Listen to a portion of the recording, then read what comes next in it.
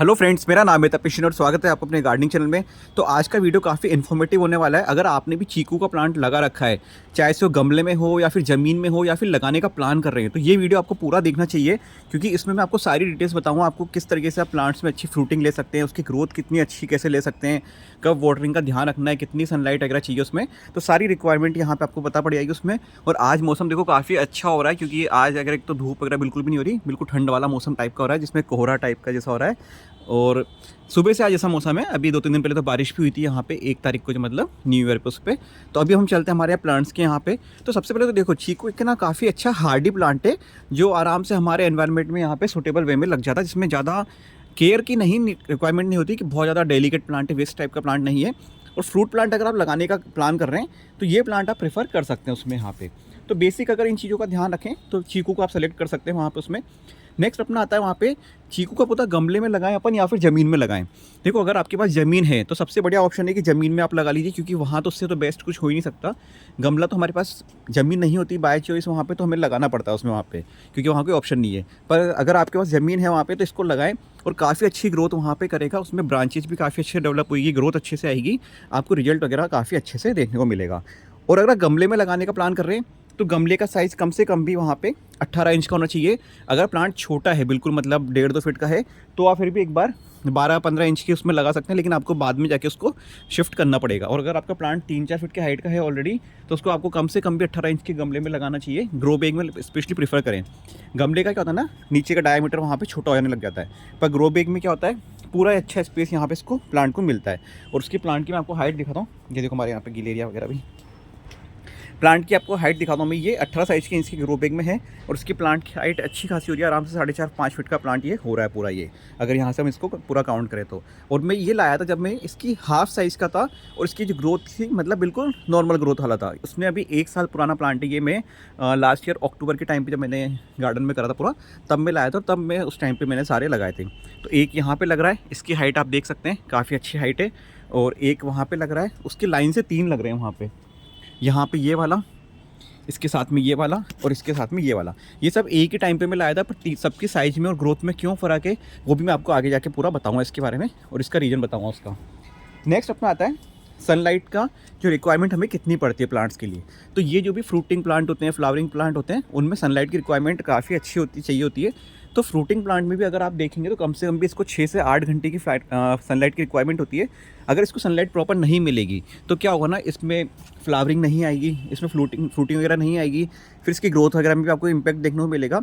पत्तियों में जो शाइन होती है, वो वहाँ पे आपको देखने को नहीं मिलेगी। इसमें आप फ़र्क रख के चेंज करके देख सकते हैं, जहाँ पे कम सनलाइट आती है और जहाँ पे सनलाइट अच्छी आती है। आप दोनों जगह अगर एक बार प्लांट को रख के देखें 2-3 महीने के लिए, कुछ टाइम के लिए, आपको फ़र्क वहाँ पे दोनों जगह का देखने को मिल जाएगा। मैंने रखा हुआ एक दूसरी जगह पर, जहाँ पे थोड़ा सा कम सनलाइट आती है, वहाँ पे ग्रोथ अलग दिख रही है, और यहाँ पे जो सनलाइट अच्छी आती है, वहाँ पे ग्रोथ अलग दिख रही है वहाँ पे। तो इस तरीके से आप एक बार चेक भी कर सकते हैं। बाकी कम से कम ऐसी जगह पर रखना जहाँ पे इसको 6 से 8 घंटे की सनलाइट, मिनिमम 5 से 6 घंटे तो होना ही चाहिए, तभी आप लगाएं। और अगर आपके यहाँ पे सनलाइट अच्छी नहीं आती, आप जिस लोकेशन में रहते हैं यहाँ पे अगर सनलाइट अच्छी नहीं आती, तो इस तरीके प्लांट को अवॉइड करें, क्योंकि वहाँ पर आपको अच्छा सा रिजल्ट देखने को नहीं मिलेगा। नेक्स्ट हमारा आता है यहाँ पे वाटरिंग का।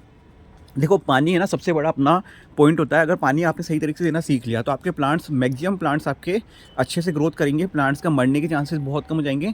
हमें लगता है क्या है कि प्लांट्स में जितना ज़्यादा पानी देंगे, रेगुलर पानी देंगे, तो प्लांट्स अच्छे से ग्रोथ करेंगे। पर पानी की रिक्वायरमेंट प्लांट को जितनी, जैसे हमें होता है, हम ज़बरदस्ती ज़रूरत से ज़्यादा पानी पिएंगे तो हमारे लिए भी प्रॉब्लम क्रिएट कर सकता है। वो सेम कंडीशन होती है पानी की अभी प्लांट्स के लिए। जैसे अभी सर्दी का टाइम में, तो सर्दी में आप 3 से 4 दिन में, सप्ताह भर में भी एक बार भी देंगे, वो भी कंडीशन देख के सोइल की। अगर सोइल ड्राई हो रही है वहाँ पे, तब आप उसमें पानी दें, तब ज़्यादा उसमें ज़रूरत पड़ेगी ऐसे में। अगर आप इसको रेगुलर बेसिस पे पानी देने लग जाएंगे, तो वहाँ पे प्रॉब्लम क्रिएट कर सकता है, उसकी जड़ें जो होती है वो सड़ने लग जाएगी ऐसे में। तो कंडीशन के हिसाब से दें। गर्मी में आप रेगुलर दे सकते हैं, और जब भी दें अच्छे से दें, क्योंकि गर्मी में क्या होता है ना, आप डेली बेसिस पे पानी देते हैं और डेली उसकी मिट्टी सूख जाती है। तो हर टाइम की अलग से अलग रिक्वायरमेंट होती है।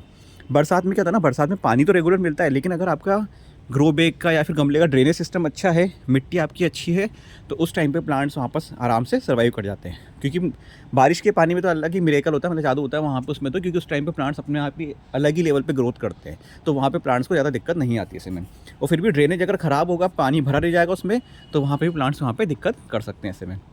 नेक्स्ट अपना आता है अपन यहाँ पे कि सॉइल मिक्सचर कैसे बनाएं। जब भी आप प्लांट लगाते हैं, कोई सा भी लगाएं चाहे से, तो सॉइल मिक्सचर की ज़रूरत वहाँ पे सबसे ज़्यादा ज़रूरत पड़ती है, शुरुआत में देखो हम क्या ले सकते हैं, जैसे आप फ्रूट प्लांट लगा रहे हैं तो 40% करीबन आप मिट्टी ले सकते हैं, वहाँ पर उसमें 20-25% यहाँ पे आप इसमें खाद वगैरह ले सकते हैं। गोबर खाद अगर पुरानी मिल जाए वहाँ पे तो वो बेस्ट है वहाँ पे। और उसके अलावा वहाँ पे आप वर्मी कंपोस्ट प्रीफर कर सकते हैं, वर्मी कंपोस्ट ले सकते हैं। उसमें थोड़ा बहुत कोकोपीट मिला सकते हैं आप वहाँ पे, थोड़ा बहुत नीम खली मिला सकते हैं। नीम खली भी ज़्यादा नहीं मिलानी पड़ती।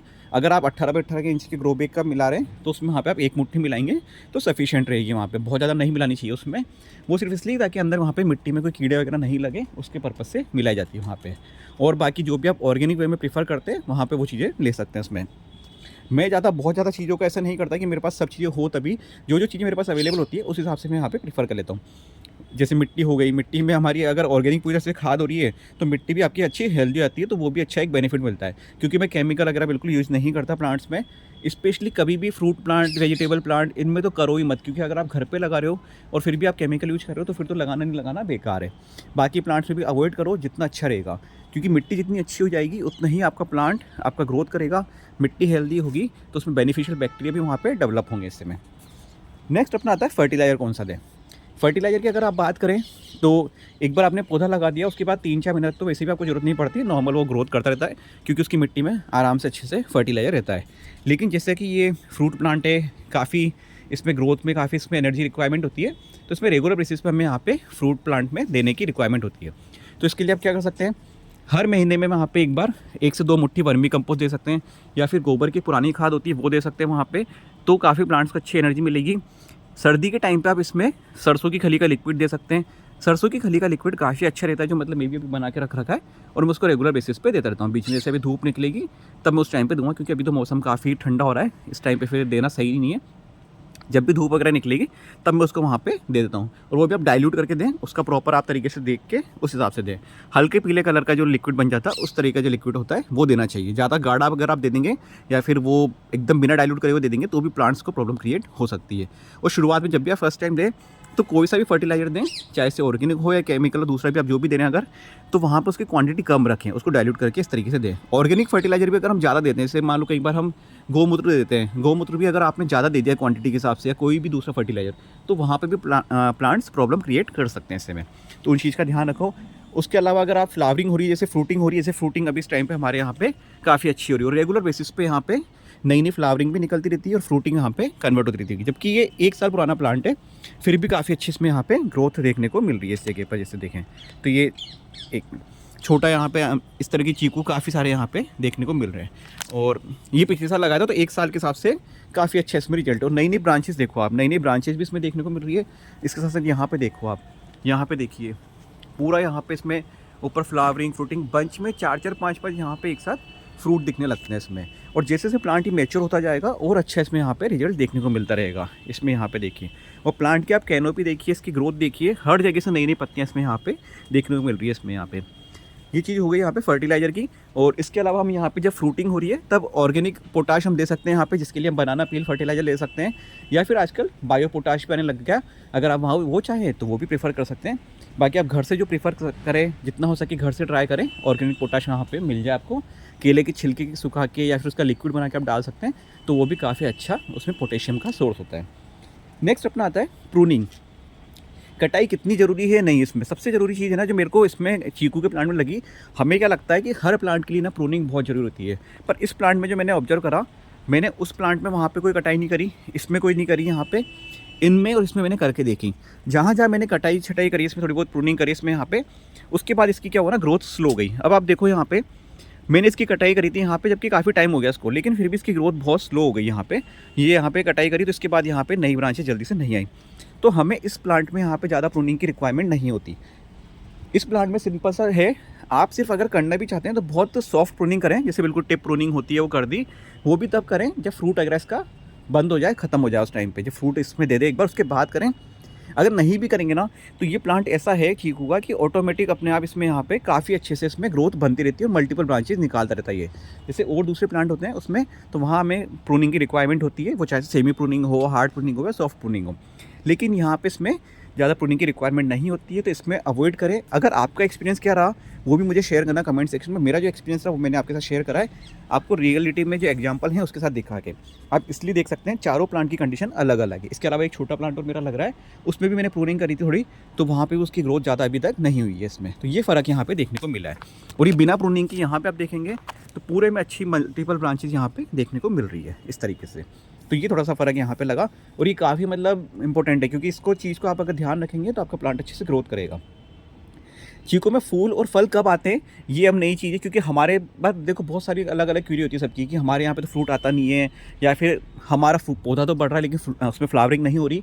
तो मेन चीज़ें देखो, अगर ग्राफ्टिंग वाला आपने प्लांट लिया है तो अगले 1 साल या 2 साल में आपको फ्रूटिंग वहाँ पर देखने को मिल जाएगी। ये मैं लास्ट ईयर लाया था, और जब ये मैं लाया था तो वहाँ पे वो अप्रोक्स 8 इंच के जो ग्रो बैग होते हैं उसी में रहता है, जो नॉर्मल अपनी वहाँ पे काली थैली आती है गार्डन की, उसी में वहाँ पे था ये। उसके बाद ला के मैंने इसमें यहाँ पे 18 इंच के उसमें ग्रो बैग में शिफ्ट करा, क्योंकि बड़ी साइज़ का था, 2-2.5 फीट का आराम से ये, इसका अप्रोक्स आधा मान लीजिए, और ब्रांचेस थोड़ी सी आधी अप्रोक्स इसकी मान लीजिए सब तरह से, ठीक है। तो मैंने इसको यहाँ पे 18 इंच के ग्रो बैग में शिफ्ट करा डायरेक्ट यहाँ पे, और इसमें काफ़ी अच्छी यहाँ पे ग्रोथ मिल रही है इसमें।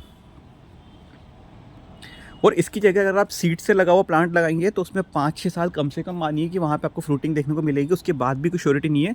ज़मीन में अगर लगा होता है तब तो फिर भी एक बार अच्छा आने लग जाता है, पर गमलों में उसमें वहाँ पे कोई श्योरिटी नहीं है।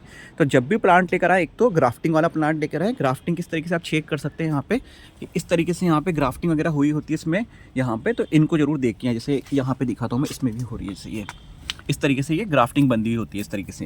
तो ये जरूर देख कर आए। बिना ग्राफ्टिंग का प्लांट लेकर आएंगे तो आपको वहाँ पे रिजल्ट देखने को नहीं मिलेगा ऐसे में। ग्राफ्टिंग के प्लांट नॉर्मली 200, 250, 300 अलग अलग रेंज के हिसाब से और अलग अलग लोकेशन के हिसाब से, अलग अलग साइज़ के हिसाब से आपको वहाँ पे देखने को मिल सकते हैं इस जगह पर। ये इसका जो फ्रूट होता है वो अप्रोक्स 5 से 6 महीने वहाँ पे बनने में लगते हैं इसको। थोड़ा सा लंबा प्रोसेस का फ्रूट बनने में, लेकिन इसमें ये है कि आपको रेगुलर साल भर में पूरे साल आपको इसमें वहाँ पे फ्लावरिंग देखने को मिलती रहेगी। एक फ्रूट बन रहा है, दूसरी जगह फ्लावरिंग हो रही है, वहाँ पे ये प्रोसेस इसका यहाँ पे चलता रहता है। अभी इसमें रेगुलर बीच में यहाँ पे इसमें फ्लावरिंग भी चलती रहती है और फ्रूट बन रहा है वो भी चलता रहता है। तो ये प्रोसेस यहाँ पे चलता रहता है। हाँ, लेकिन इसका फ्रूट बनने में आपको वेट करना पड़ेगा 5-6 महीने का। उसके बाद आपको यहाँ पे अच्छे फ्रूट देखने को मिलेंगे। और उसके लिए आप क्या कर सकते हैं ना, कि 4-5 पौधे लगा दीजिए, ताकि आपको कंटिन्यू बेसिस पे अच्छी वहाँ पे हार्वेस्टिंग देखने को मिलेगी और अच्छे वहाँ पे रिजल्ट देखने को मिल जाएगा। तो ये बेसिक चीज़ें आपको यहाँ पे ध्यान रखेंगे तो काफ़ी अच्छा रिजल्ट देखने को मिलेगा। इसके रिगार्डिंग अगर आपकी कोई भी क्यूरी है वहाँ पे, तो आप मुझे कमेंट सेक्शन में मैसेज कर सकते हैं, या आपका कोई भी सजेशन है इसके रिगार्डिंग, और आपका एक्सपीरियंस क्या रहा फ्रूट प्लांट के साथ में, वो भी मुझे यहाँ पर शेयर करेंगे। वीडियो अच्छा लगा, इन्फॉर्मेशन अच्छी लगी तो चैनल को सब्सक्राइब करना, वीडियो को लाइक करना। Thank you friends.